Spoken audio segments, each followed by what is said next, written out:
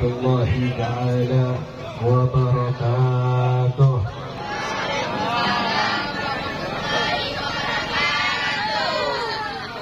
Ibu-ibu yang gak jawab salam, saya sumpahin suami nikah lagi. Assalamualaikum warahmatullahi ta'ala wabarakatuh.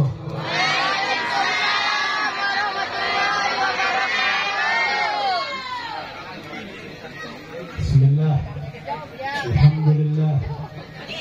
Alhamdulillah dzul jalali wa syar'il harami wal halali. ثم صلاة الله مع السلام على النبي المصطفى بحامد محمد الحادي من الضلال والأفضال سحبي وخير عالي. أشهد أن لا إله إلا الله وحده لا شريك له وأشهد أن سيدنا محمدا عبده ورسوله لا نبي بعده. اللهم صل وسلم وبارك وكرم ومجد وعظم على سيدنا وشفيعنا ومولانا نبينا محمد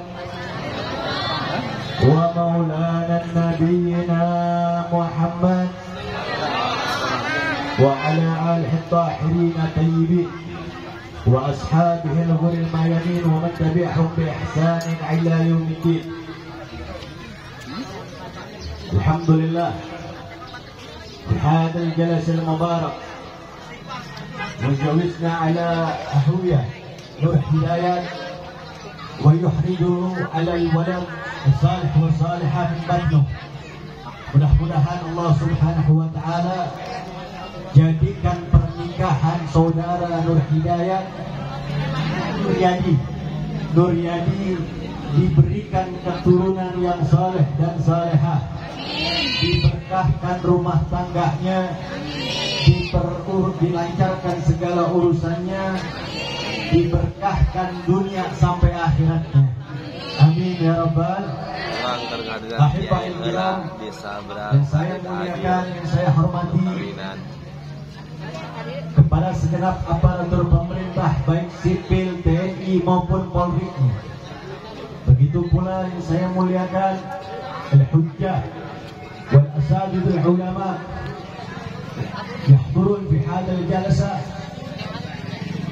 Mudah-mudahan para ulama-ulama kita, para tokoh-tokoh masyarakat kita, para hujjah-hujjah kita dipanjangkan umurnya oleh Allah Subhanahu wa Ta'ala. Ahibahil kiram, berbicara tentang peristiwa pernikahan, diriwayatkan daripada hadis sahihnya bahwasanya dulu Rasul Sallallahu Alaihi Wasallam, ini kalau saya baca sholawat nggak ada yang jawab ini. Sallu ala Nabi Muhammad. Kalau nggak jawab salam yang bapak-bapak, yang mak-maknya, saya doain umurnya pada pendek semua.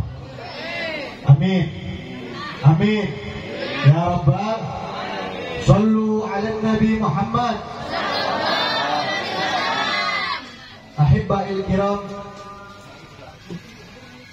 kita berbicara tentang pernikahan, al-qudwatul hasanah, al-anbiya fi akhir zaman, tentang Rasul Sallallahu Alaihi Wasallam ketika beliau dipinang oleh Sayyidatina Khadijah al-Kubra, Ummul Mu'minin, istri beliau. Itu Rasul Sallallahu Alaihi Wasallam ketika beliau sedang berada di pasar. Beliau berarti bukan di pasar tersebut, bukan berarti Rasulullah ini kepribadian hanya untuk mencari kepentingan pribadinya, bukan untuk mencari kehidupan untuk sendirinya. Tapi Rasulullah Sallallahu Alaihi Wasallam, beliau menikah dan beliau berdagang niatnya satu. Beliau berdagang hanya meminta agar mendapatkan ridha dari Allah Subhanahu wa Ta'ala.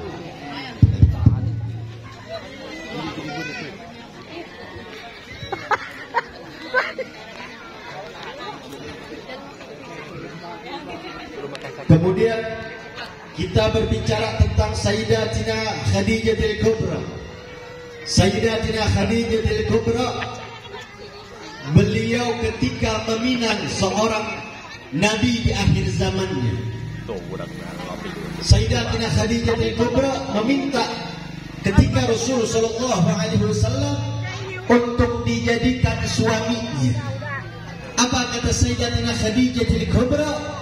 Sayyidatina Khadijatul Kubra meminta bahwasanya, ya Rasulullah, law kanat tastati' wa turid az-zawj anna wa anta zawwaj min ahli al-khair.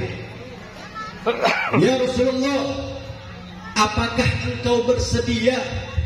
Apakah engkau mau ketika saya ingin meminang engkau agar kehidupan saya, agar mendapatkan berkah dari Allah Subhanahu wa taala dan kebaikan-kebaikan dari Allah Subhanahu wa taala.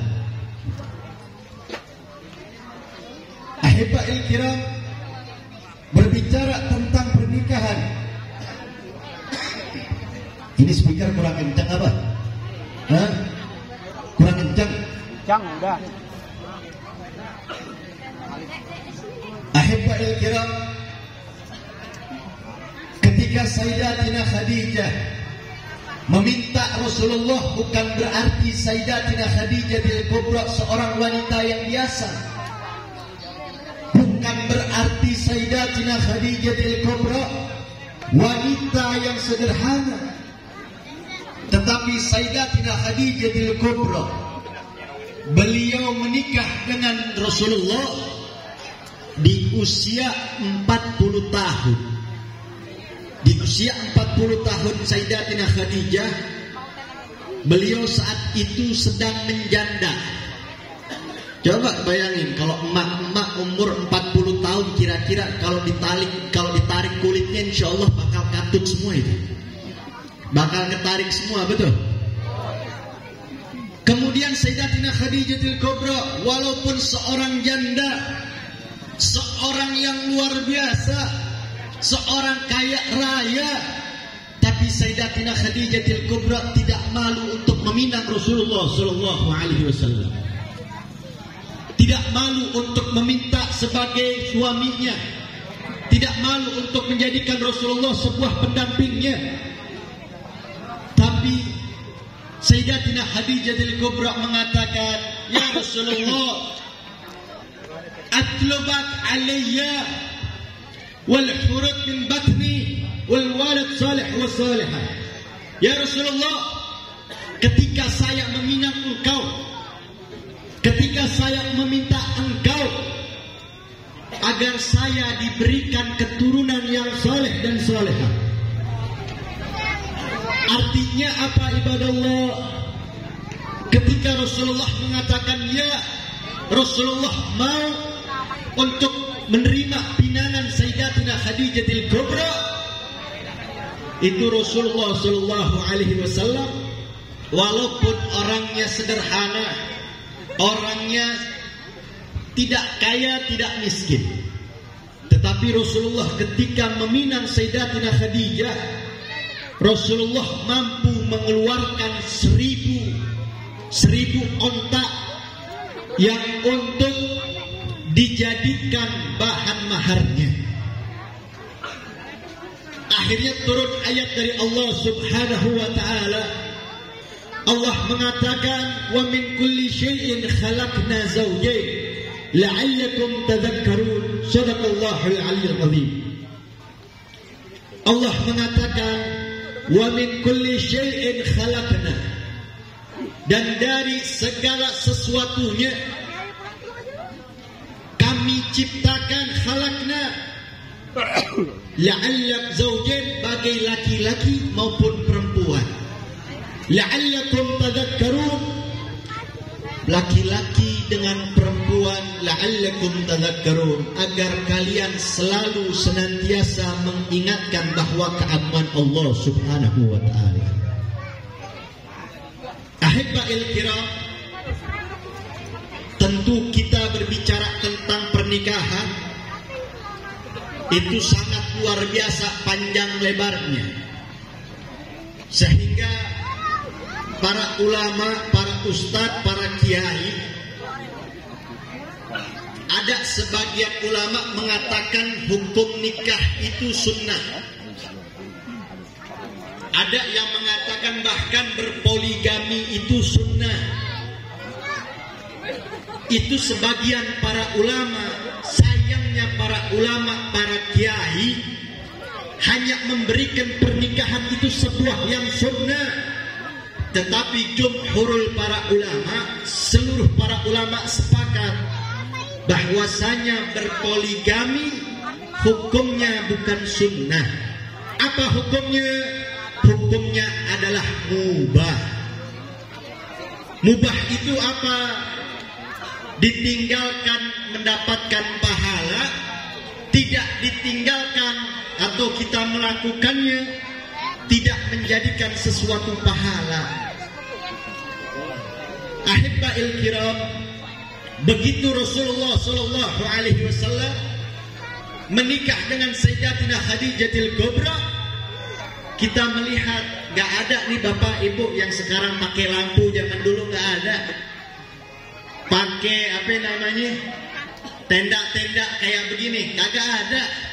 Tapi Sayyidatina Khadijatul Kubra meminang Rasulullah sallallahu alaihi wasallam, dibuatkan dari permadani, bahkan terbuat dari kain emas sutra.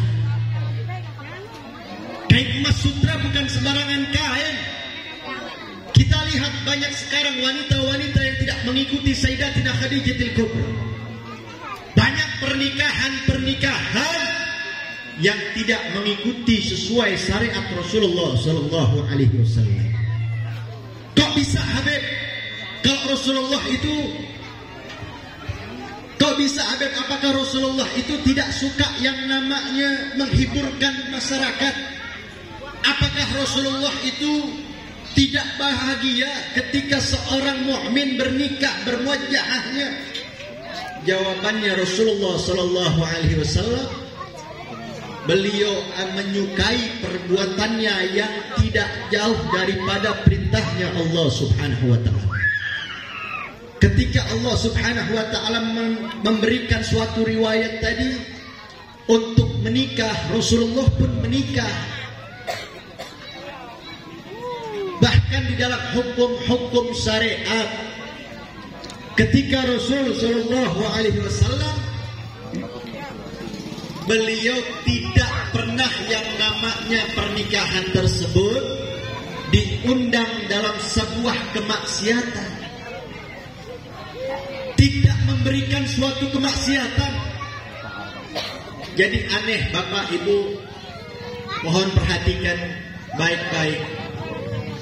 Kalau seorang ulama, seorang ustaz, seorang kiai, siapapun yang membuat pernikahan tersebut hanya untuk mengundang bencana dari Allah Subhanahu wa taala, untuk mengundang bencana dari Allah Subhanahu wa taala, jadi aneh kalau ada yang mengaku ulama, mengaku ustaz, membolehkan yang namanya berbuat maksiat. Udah biarin, nggak usah pakai mic, biarin cukup.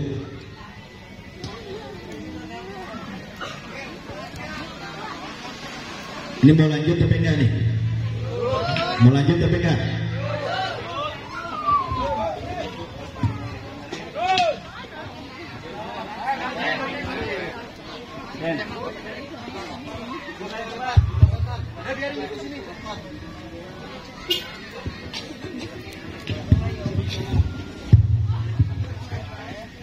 Jadi tolong dengarkan, kalau kita mendengar cerita Rasulullah, hadis Rasulullah itu simak baik-baik. Kebanyakan dangdut sih, ya, kebanyakan dangdut ente.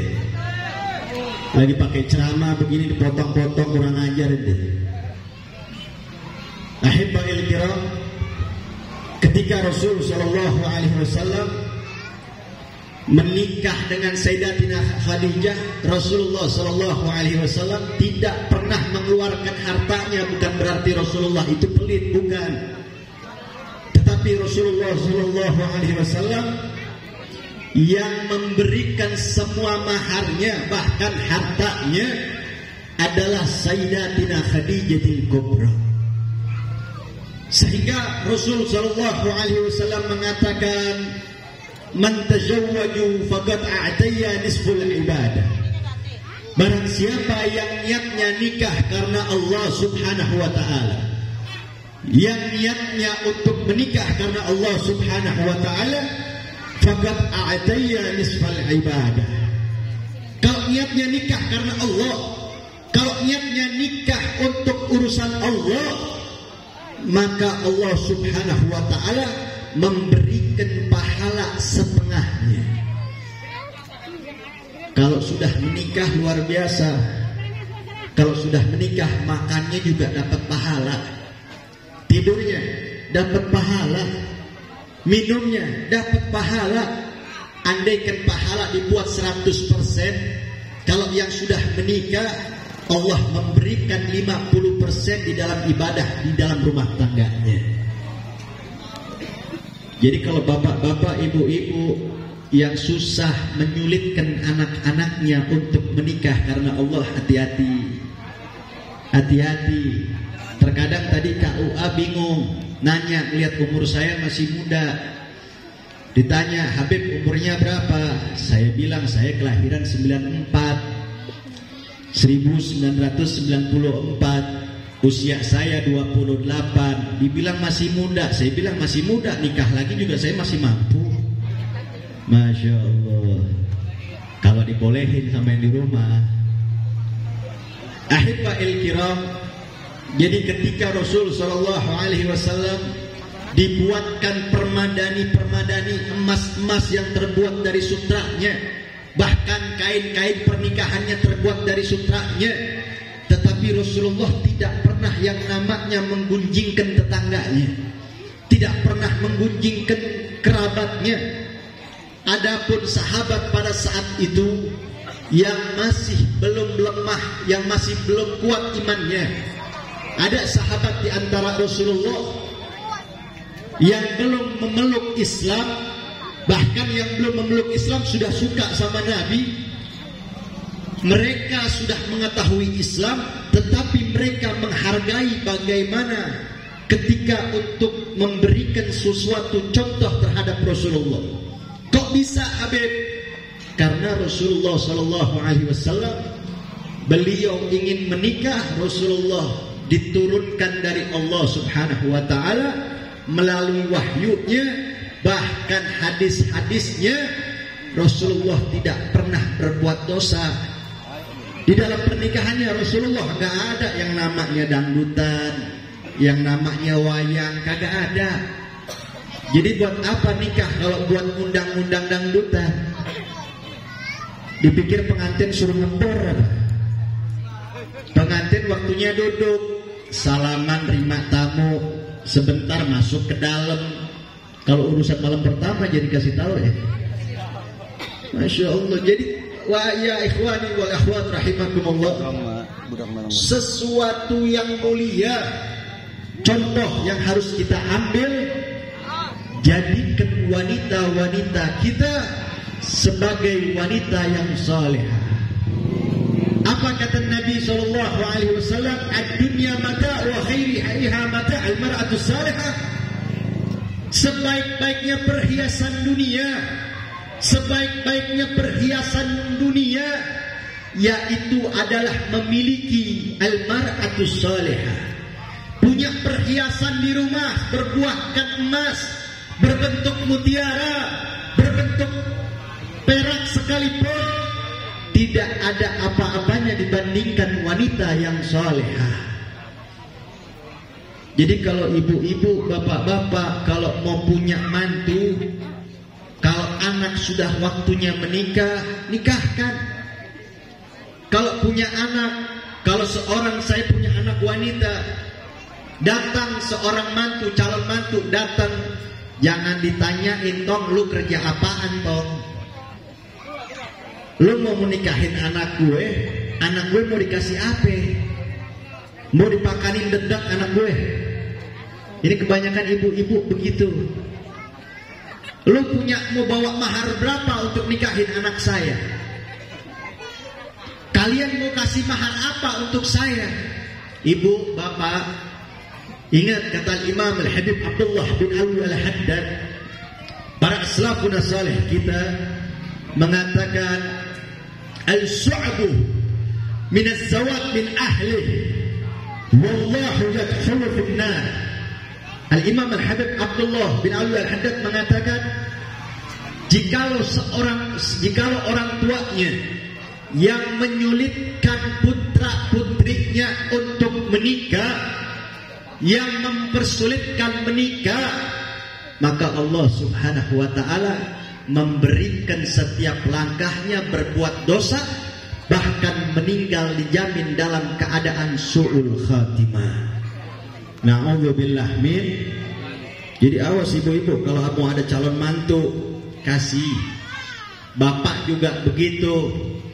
Kalau melihat mantu jangan cuma lihat kasat matanya doang. Sekarang banyak yang mengakunya sarjana, yang mengakunya profesor, sampai kepalanya botak sekalipun. Tahu botak? Botak itu kalau peribahasanya sudah kebangetan pinternya. Walaupun botak sekalipun kepalanya, jangan langsung diterima kalau soal urusan duniawi. Tapi diterima bagaimana seorang lelaki tersebut bisa membawa putri-putrinya untuk mendapatkan ridho dari Allah Subhanahu wa ta'ala. Bagaimana cara sholatnya, bagaimana dia tahajud malamnya, suka hadir di majlis-majlis taklim apa tidak, suka hadir di majlis-majlis ilmu apa tidak.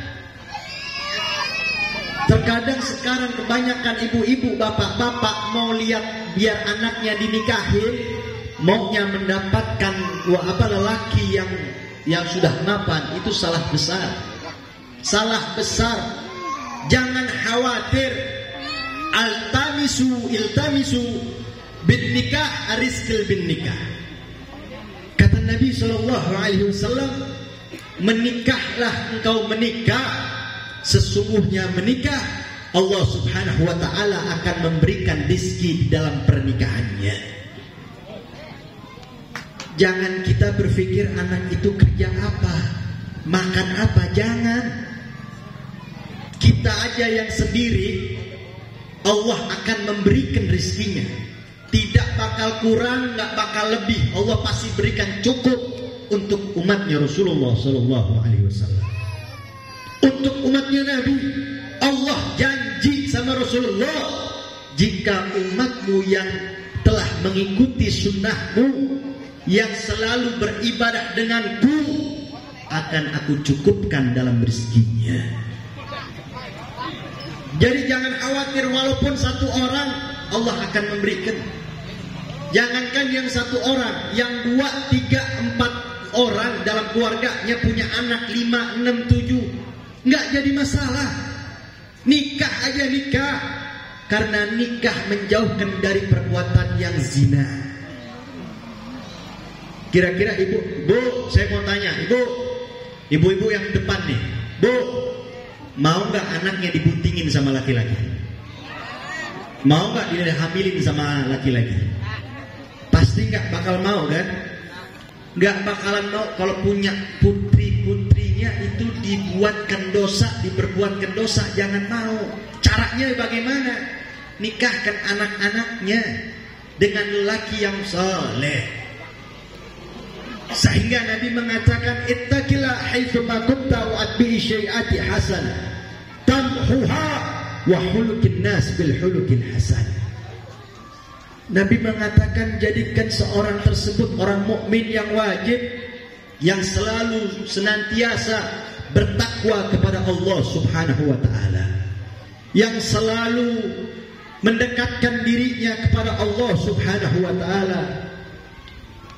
Walaupun orang tersebut berbuat dosa, berbuat maksiat dengan Allah, sebesar apapun dosanya, seberapa banyak dosanya, wa atbi'i syai'ati hasanah, Jika yang tadinya selalu berbuat jelek, kalau niatnya ingin berubah karena Allah, dengan mengubah akhlaknya, suka duduk dengan para ulama, yang hormat dengan kedua orang tuanya, walaupun orang tersebut tadinya jauh dari kata baik. Ittaqil abawat bi syai'ati hasanah tamhuha. Maka kejelekan-kejelekan yang ia perbuat akan dihapus oleh Allah Subhanahu wa taala dengan catatan wa khuluqin nas bil khuluqil hasan, dengan akhlak yang baik, dengan sebaik-baiknya akhlak. Andaikan kalau seorang tadi, jangan pernah kita melihat seseorang tersebut pernah melakukan dosa apa, jangan pernah kita mengucilkan orang, jangan. Apalagi orang tersebut menghina tetangganya, wal yukrim jarrah, menghina tetangga sekalipun, ngomongin orang, namimah, ghibah, segala macam, itu dilarang oleh Allah Subhanahu wa ta'ala. Belum tentu anak tersebut, tetangga tersebut bakal lebih baik daripada yang mengomonginnya. Jangan merasa, oh saya kan haji, saya kan bos, saya kan ustadz, bahkan habib sekalipun, jangan suka mengucilkan orang, bahkan tetangganya. Nabi mengatakan, man kana yu'min billahi wal yawmil akhir falyaqul khairun aw liyasmut, wa fi riwayatin akhir falyukrim jarrah. Yang mengaku beriman kepada Allah dengan hari akhir, hendaknya mengucapkan segala sesuatu ucapannya dengan ucapan yang baik. Kalau kalian tidak bisa mengucapkan baik, tutup mulut, jangan banyak komentar. Di riwayat yang lain harus menghormati tetangga-tetangganya, menghormati sebagai bentuk mereka adalah umat Rasulullah. Walaupun tetangga kita Nasrani sekalipun, kita diharamkan untuk mengusik mereka. Jadi Bapak Ibu, yang namanya segala hal apapun bentuknya, segala apapun macam perbuatan orang tersebut di masa lalunya, terima mereka, karena mereka di dalam hatinya masih ada di dalam hatinya dengan mengucapkan la ilaha illallah Muhammadur Rasulullah sallallahu alaihi wasallam. Jadi ahibba'il kiram, terakhir saya ingin menyampaikan hal yang penting, bahwasanya dulu di zaman Syekh Abdul Qadir Jilani, Al-Imam Ghazali, di dalam mengisahkan Al-Imam Ghazali pernah meriwayatkan, dulu ada seorang lelaki yang setiap harinya membunuh orang. Ngebunuh orang bukan kayak ngebunuh manusia, tapi membunuh orang seperti ngebunuh ayam, kayak ngebunuh soang buat garam asam nanti. Ya, itu setiap hari kerjaannya ngebunuh. Ini catatan sebagai orang yang mengaku dirinya ulama, hati-hati punya mulut. Hati-hati kalau punya mulut. Yang mengaku ustadz, kiai, habib sekalipun, kalau tidak pernah memberikan pencerahan di dalam hatinya, jangan pernah ikuti ulama tersebut. Jangan pernah mengikuti ulama-ulama yang seperti hal-halnya yang selalu mendatangkan maksiat dan murka dari Allah Subhanahu wa ta'ala. Suatu ketika seorang lelaki tersebut pernah membunuh sebanyak 999 nyawa. Lo bayangin bapak-bapak yang kurang ajar, kalau diomongin, kasih tahu sama pemuda tersebut, ibu-ibu sekalipun, yang gak seneng di dalam hatinya pasti dibunuh oleh lelaki tersebut. Pasti dibunuh sama lelaki tersebut. Suatu ketika, ini seorang lelaki tanya sama seorang ulama, ya Syekh, hal Rabbi imsah qulubi. Wahai Tuan Guru, wahai Syekh, apakah Allah Subhanahu wa ta'ala akan menghapus dosa-dosa saya? Kata seorang Syekh tadi, na'am, Allahu yamsuh dunuba fi kulli syai'. Ya, Allah Subhanahu wa ta'ala pasti akan menghapus dosa-dosa. Emang apa dosanya sampai kau ingin benar-benar bertobat sampai sedemikian? Kata seorang pemuda tadi, ya Syekh, saya telah membunuh manusia sebanyak 999. Ini seorang pemuda nih, belum nikah. Seorang pemuda yang belum nikah. Akhirnya ketika mendengar jawaban daripada seorang ulama tadi, bahwasanya apa kata ulama? Wallahi rabbuk lam yamsah dunuba abada. Demi Allah, dosamu begitu banyak tidak akan dihapus oleh Allah Subhanahu wa ta'ala selama-lamanya. Akhirnya kalau seorang lelaki pemuda ngelihat apa yang didengarkan itu tidak buat enak, akhirnya dilempengin Pak Bu kayak penggaris, dibunuh. Akhirnya seorang ulama tadi, jadinya mereka seorang pemuda tadi membunuh manusia sebanyak 1000 nyawa. 1000 nyawa akhirnya dibunuh nih seorang ulama. Ketika dibunuh, dia lari kepada Syekh Al-Imam Ghazali, datang sama Imam Ghazali. Kita nggak diragukan lagi siapa Al-Imam Ghazali. Imam Ghazali adalah ulama yang tersohor, ulama yang masyhur. Bahkan meriwayatkan kitab yang sering kita baca, Ihya Ulumuddin. Akhirnya dia datang sama Imam Ghazali. Ya Syekh, hal Rabbi dunubi. Ya Syekh, apakah Allah Tuhanku ini akan menghapus dosa-dosaku? Kata Syekh tadi, kata Al-Imam Ghazali mengatakan, ya, engkau akan dihapus dosa-dosanya oleh Allah Subhanahu wa ta'ala. Ditanya sama Imam Ghazali, ya Syekh, saya telah membunuh seseorang sebanyak 1000 nyawa banyaknya. Akhirnya apa? Walaupun 1000 nyawa sekalipun, tetapi Allah Subhanahu wa ta'ala akan mengampuni dosa-dosamu yang lalu, bahkan mengampuni yang akan datang, dengan catatan agar selalu senantiasa bersujud dengan Allah Subhanahu wa ta'ala. Akhirnya seorang pemuda dinikahkan oleh Al-Imam Ghazali, kemudian mendapatkan bencana. Akhirnya lelaki tersebut meninggal, dan meninggal dalam keadaan sujud, dan orang tersebut meninggal dalam keadaan husnul khatimah. Mudah-mudahan semuanya yang hadir di sini Allah Subhanahu wa ta'ala jadikan umur kita yang barakah, umur kita yang manfaat, dan diberikan umur yang panjang, sehat walafiat.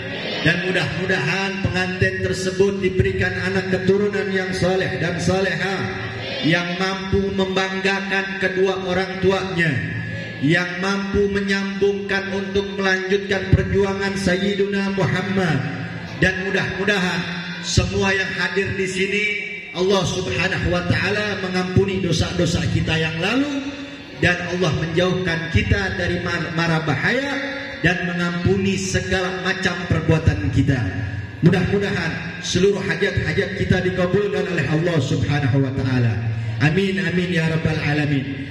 Hadani Allah wa iyyakum ila siratihil mustaqim. Wassalamu alaikum warahmatullahi taala wabarakatuh.